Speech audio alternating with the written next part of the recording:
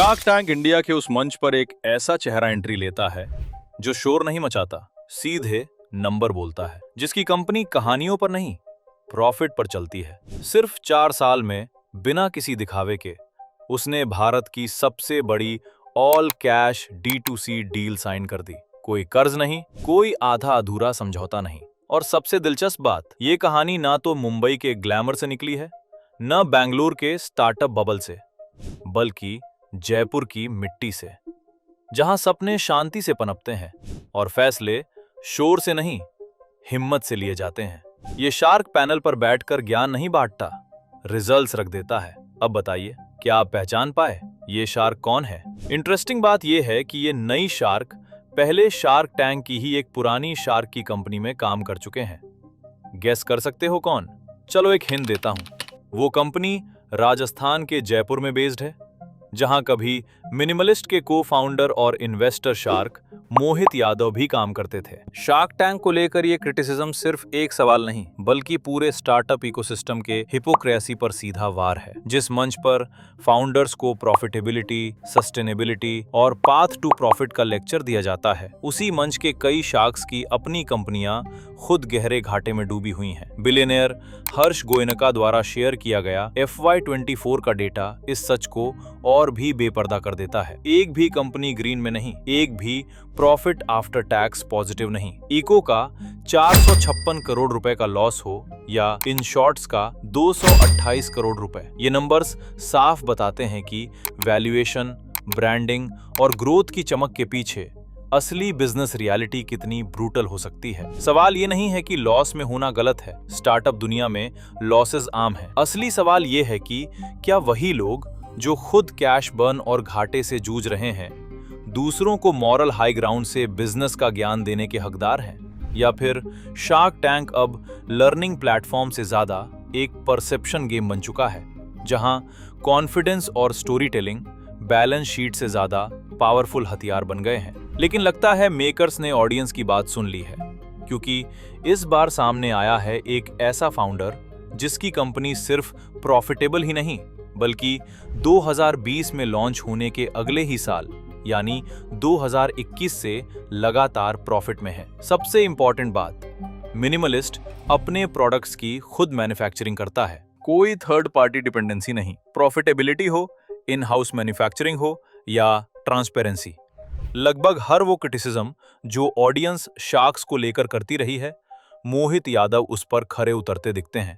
इसीलिए कई लोग उन्हें अल्टीमेट शार्क कह रहे हैं। यहां तक कि अमन गुप्ता भी सक्सेस स्टोरी पर ट्वीट करने से खुद को रोक नहीं पाए। और सोचिए, इतने कट थॉट मार्केट में जहां यूनिलीवर, हिमालय, लोरियल, P&G और मामा अर्थ, शुगर कॉस्मेटिक्स, माई ग्लैम जैसे ब्रांड्स पहले से मौजूद हों, वहां ये जर्नी आसान बिल्कुल नहीं थी। एक समय ऐसा भी था जब मोहित जयपुर में कार देखो में सीनियर रोल्स में थे। अमित जैन की कंपनी में मोहित वाइस प्रेसिडेंट थे और राहुल डायरेक्टर ऑफ प्रोडक्ट।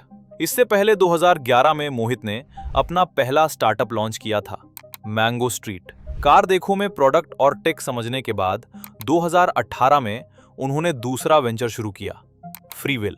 ये personalised hair care solutions provide करता था। और फिर आया 2019 से 2020 का सबसे बड़ा चैलेंज, कोविड। सप्लाई चेन्स ठप हो गईं और फ्रीविल को बैक स्टेप लेना पड़ा। लेकिन इसी फेज में मोहित ने ब्यूटी इंडस्ट्री को अंदर से समझा, उसके अच्छे और बुरे दोनों पहलू। हम सब कभी न कभी ब्यूटी ब्रांड्स की मार्केटिंग के शिकार बने ही हैं। कभी शैम्पू में रोज एक्सट्रैक्ट, कभी ओनियन एक्सट्रैक्ट, बस ट्रेंड्स बदलते रहते हैं।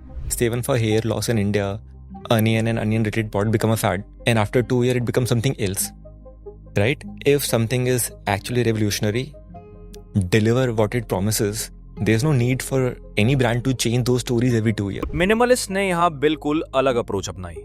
उनका साफ मानना था, जो चीजें हमें खुद पसंद नहीं, जैसे फेक क्लेम्स या हिडन इंग्रेडिएंट्स, वो हम अपने प्रोडक्ट्स में नहीं लाएंगे। अब एक इंटरेस्टिंग ऑब्जर्वेशन, अगर आप 2 अलग अलग ब्रांड्स की वेबसाइट्स कंपेयर करें तो कई चीजें सरप्राइजिंगली सिमिलर लगेंगी। लेफ्ट साइड पर जो वेबसाइट दिखती है वो यूएस का फास्टेस्ट ग्रोइंग ब्रांड था, दी ऑर्डिनरी। और बहुत ज़्यादा उनका भी सेम कॉन्सेप्ट था कि यार हम ऐसी चीज़ बनाते हैं, मार्केट में इतने सारे प्लेयर्स हैं, एकदम स्पेसिफिक रिजल्ट्स की बात करेंगे, एविडेंस की बात करेंगे, बहुत सिंपल पैकेजिंग रखेंगे, एग्जैक्ट वो करेंगे।